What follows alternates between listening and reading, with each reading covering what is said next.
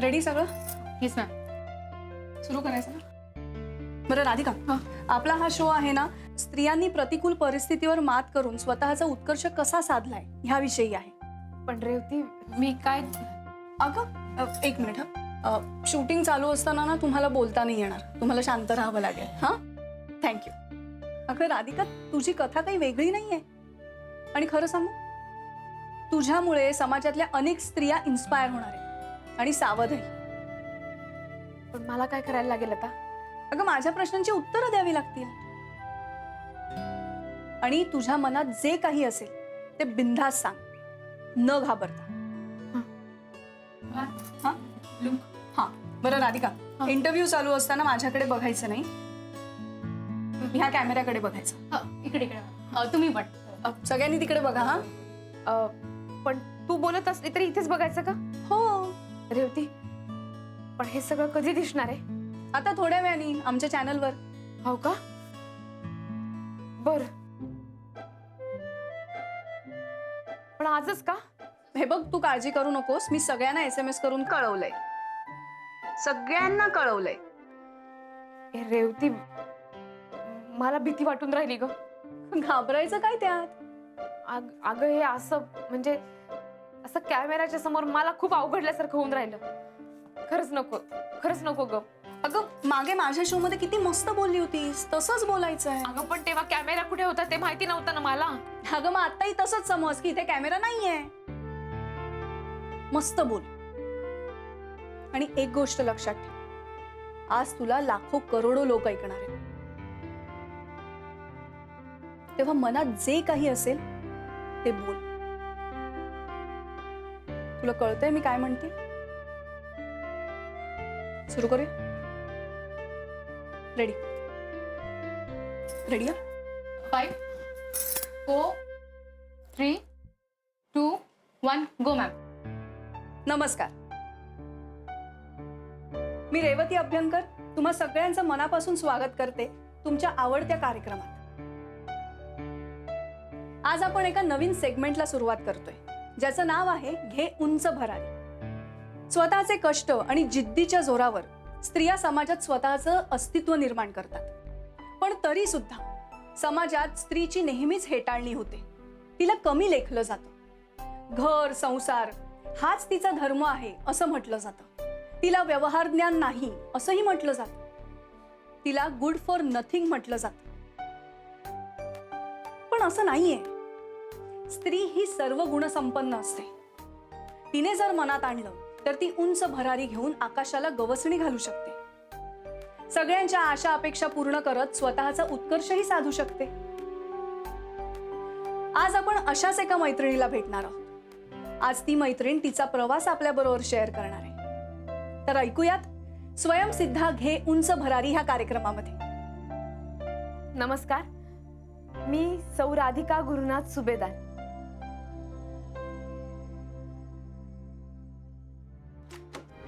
वेळाच का यार, तू काहीच का बोलला नाहीस त्याला? तू रघुवंत त्रास द्यायला लागलाय मला. शांत हो बच्चा, तू ना सिच्युएशन जरा मच्युअर्डली हँडल करायला शिक ना. बस बरं. यार मत घ्यायला तू मलाच बोलतोयस. मी क्लॅरिफिकेशन घ्यायला गेले होते ना. तुला माहिती आहे सकाळी जे काही झालं ना ते त्या रघुमुळे झालंय आणि त्यांनी मुद्दाम केलंय. आणि आय एम शुअर तुझी बायको त्यात इन्व्हॉल्व असणार आहे. Shanaya cool down.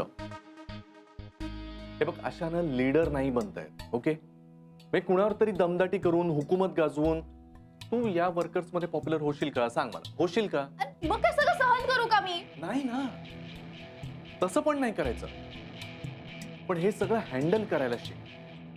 हे बघ, शत्रूवर कधी पण हल्ला करायचा असेल तर त्याला बेसावत असतानाच गाठायला हवं. तेव्हाच आपली चाल खेळायला हवी. बरोबर आहे की नाही?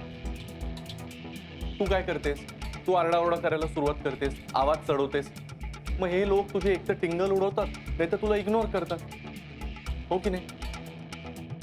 हे सगळं डिप्लोमॅटिकली हँडल करता आलं पाहिजे. ही डिप्लोमसी जमली पाहिजे. लक्षात येत आहे? अरे पण त्याची चूक आहे तर मग जाबही विचारायचं नाही का? मग तो अँसरेबल नाहीये का मला?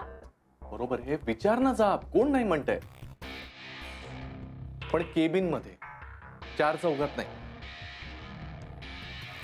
आणि आता मी काय तुला हे वेगळ्यानं सांगायला नकोय की ऑफिसमध्ये किती लोक तुझ्या विरोधात, राईट? सो जरा जपून.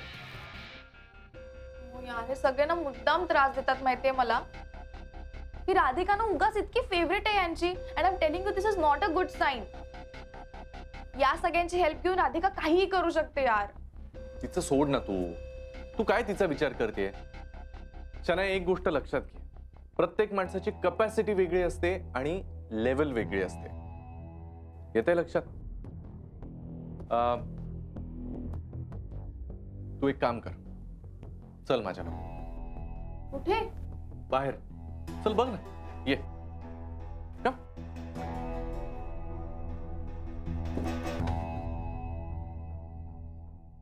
सर ही जी पार्टी आहे त्यांना क्रेडिट पिरियड जास्त हवंय. किती? 60 days. Anand, sorry to interrupt you. जरा स्टाफ एरियामध्ये आहे ना, मला बोलायचं आहे. या प्लीज कम.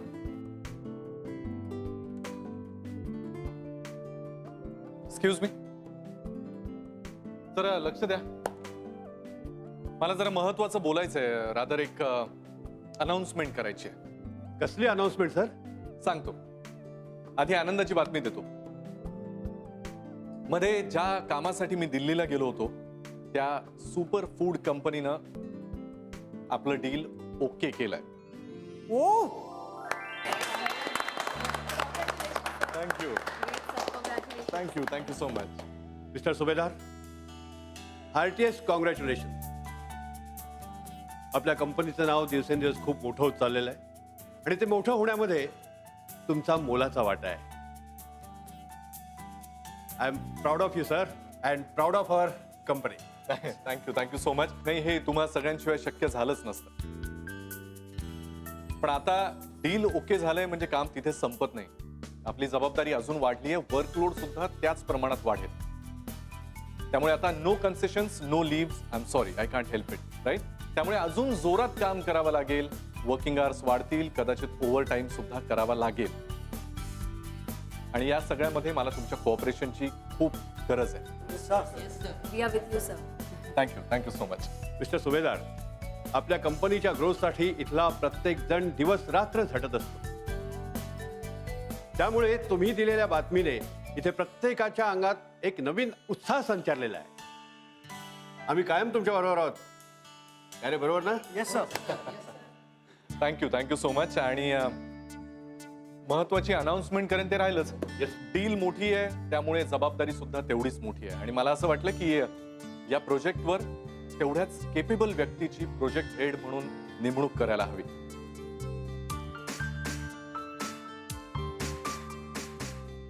म्हणूनच या प्रोजेक्टवर प्रोजेक्ट हेड म्हणून ज्या व्यक्तीचं नाव मी फायनल केलंय ती व्यक्ती आहे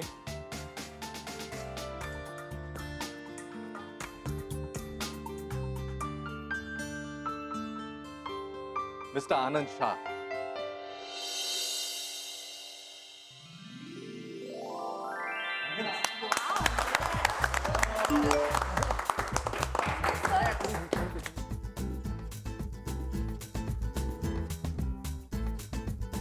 थँक्यू. आनंद, कॉंग्रॅच्युलेशन्स.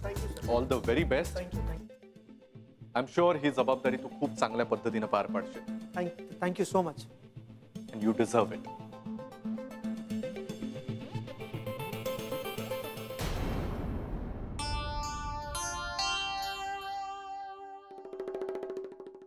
चला तर मग कामाला लागूया. All the best.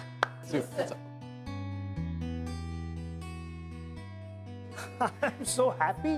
म्हणजे मला माहित नव्हतं की शनाया मॅडम असताना गुरु सर माझ्यावर एवढे विश्वास ठेवतील. You deserve it Anand, you deserve it. I have one more good news to tell. हो. हे कसली? सांग लवकर. Ladies and gentlemen, 4 वाजता राधिका मॅमचा लाईव्ह इंटरव्ह्यू येणार आहे टीव्हीवर. ओ 355. चल चल चल चल चल. चला.